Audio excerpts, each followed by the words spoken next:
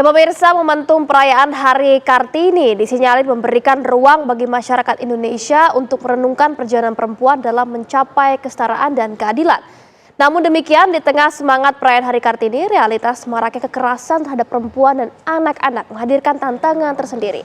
Dan untuk membahas Hari Kartini dan tantangan kekerasan terhadap perempuan, kita sudah terhubung dengan narasumber yaitu anggota Komisi 8 Ibu Atalia Praratia. Assalamualaikum Ibu, selamat siang. Waalaikumsalam Mbak Fatima dan juga seluruh masyarakat yang bergabung bersama Kabar Siang hari ini. Ya, Ibu melihat hari ini bertepatan dengan Hari Kartini. Sebetulnya perilaku Kartini seperti apa sih Bu di masa kini atau di zaman sekarang ini yang patut kita ajukan atau kita perilakukan? Seperti apa Bu? Ya, jadi dari Kartini sebenarnya kita banyak sekali belajar ya. Karena dari Kartini dia belajar untuk bagaimana kemudian uh, belajar bagi perempuan itu tidak boleh berhenti dalam kondisi apapun gitu ya. Dari Kartini kita tahu bahwa beliau ini mendorong agar supaya kita memerangi kebodohan. Kemudian juga kita memerangi kemiskinan gitu ya, karena dengan kita punya pengetahuan, kita punya wawasan, maka kita bisa punya banyak pilihan kan gitu ya. Sehingga nanti pada akhirnya kaitannya dengan tadi kemandirian ekonomi pun bisa terdorong gitu ya. Kemudian juga tentu saja terkait dengan kesetaraan gender itu yang saya lihat dari bagaimana peran Kartini membersamai kita ya perjalanan perempuan Indonesia pada saat ini. Jadi bahwa kita ini sebetulnya penting sekali. Perempuan itu sesungguhnya bisa menjadi aktor utama pada saat ini bersama dengan laki-laki gitu ya, membersamai laki-laki bukan hanya sebagai pendukung saja, bukan hanya berada di balik layar saja, bukan hanya kemudian dia tidak memberikan kontribusi apa-apa, tapi bagaimana kemudian perempuan bisa memberikan kontribusi yang setara juga dengan laki-laki bagi pembangunan negeri ini begitu. Baik, Bu Atalia. Bu Atalia ini kan sering sekali menyuarakan hak-hak perempuan. Nah, bagaimana Ibu Atalia melihat tantangan di masa kini masih adanya kesenjangan terhadap gender perempuan pada di masa-masa untuk politik, sosial ini seperti apa Bu Atalia melihatnya? Iya, jadi maraknya kasus-kasus yang muncul belakangan ini tentu ini membuat miris kita semua ya. Jadi kondisi ini tentu tidak boleh kita abaikan. Ini harus menjadi pendorong agar supaya kita melakukan perbaikan dari berbagai sistem. Jadi saya melihat begini, bahwa ketika kasus ini muncul, apalagi di dalam ruang-ruang yang seharusnya menjadi tempat berlindung bagi kita ya, apakah institusi kesehatan, apakah institusi pendidikan, apakah institusi berkaitan dengan keamanan, itu menurut saya ini menggerus justru pada dasar kepercayaan kita kepada institusi tersebut begitu. Nah, oleh karenanya memang penting sekali bagaimana kita melakukan perubahan sistemik secara menyeluruh begitu. Tadi saya juga baru mendapatkan berita yang tadi baru ditayangkan bagaimana ternyata di KRL pun itu banyak juga. Mungkin yang muncul hanya 1, 2, tetapi ini kan fenomena gunung es. Maka memang kita ini harus tidak main-main ya. Kami sendiri di Komisi 8 ini mendorong bagaimana supaya regulasi yang sudah diterapkan. Kami ini sudah punya produk undang-undang yang mudah-mudahan bisa diketahui oleh masyarakat. Kita punya undang-undang TPKS. Undang-undang ini bagaimana melindungi perempuan dan anak begitu ya, dari mulai bagaimana pencegahan terkait dengan kekerasan seksual ya, kemudian hal-hal lain yang berkaitan sampai dengan bagaimana pendampingan hukumnya, bagaimana kemudian pendampingan korbannya, sampai kemudian agar supaya ini tidak terjadi lagi ya. Jadi ini sudah ada produk hukumnya, namun tentu penting bagi kita adalah agar supaya tidak terjadi lagi. Nah, hari ini dengan semangat Kartini kita berharap bahwa kita bisa saling melindungi. Perempuan, women support women itu menjadi sangat penting sekali. Dan bagaimana kemudian kita mendorong agar supaya seluruh instansi yang ada di masyarakat berkaitan pelayanan publik ya, khususnya bagi perempuan dan anak, itu responsif gender dan juga ramah kepada perempuan dan anak itu sendiri seperti itu.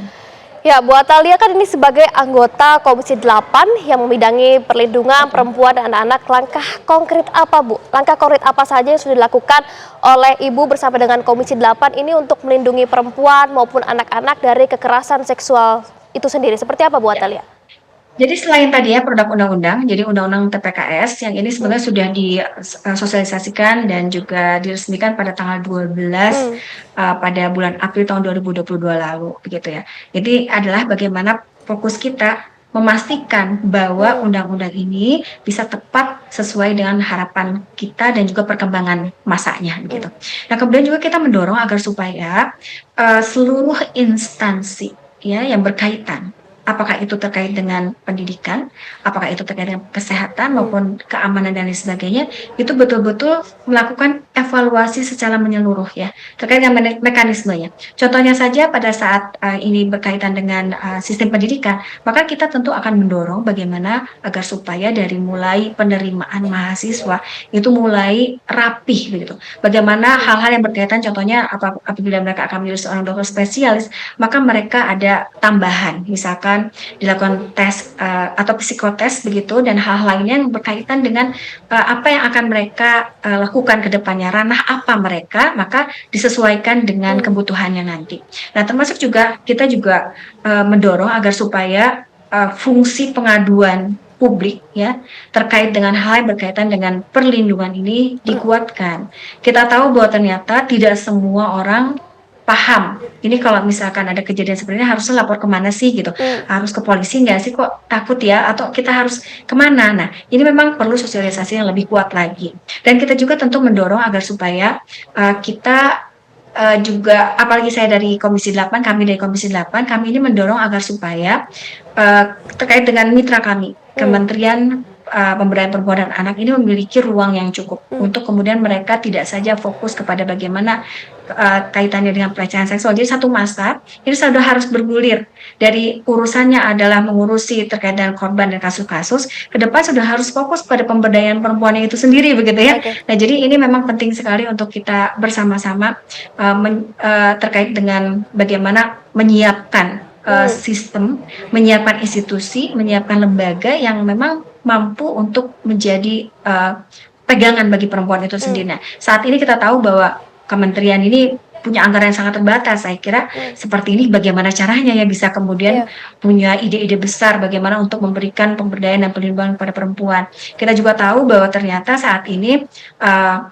UPTD PPA itu masih sangat terbatas jumlahnya ya.